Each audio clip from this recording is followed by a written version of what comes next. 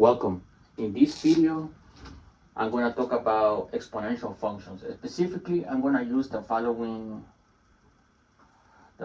integral formula. So if we have the integral of 8 of x dx, how to do this integral? The way you do it is like this. You do 1 over ln of a, and then you do a to the x plus c.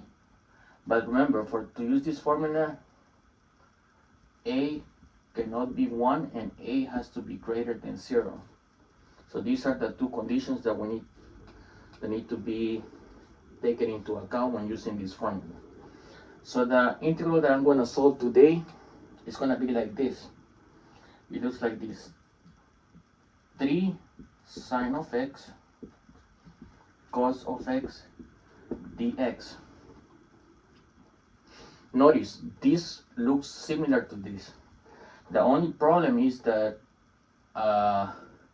we have this sine and this cosine. The way we're going to deal with it is the way we've been doing other integrals, which is to use u substitution. So in this case, u substitution, I'm going to let u equal to sine of x. Then I take the derivative of u, so that would be du is equal to derivative of sine is cosine x dx. So now that we have that, we can substitute it into the original integral, and that's going to give us 3 to the u du, and now we can use this formula. So now the solution to this is going to be 1 over ln of 3 to the u plus c. But remember, we solve this integral in terms of u. So now we need to go back to x. So the way we do it is we substitute u. So now so this becomes 1 over ln of 3 to the sine of x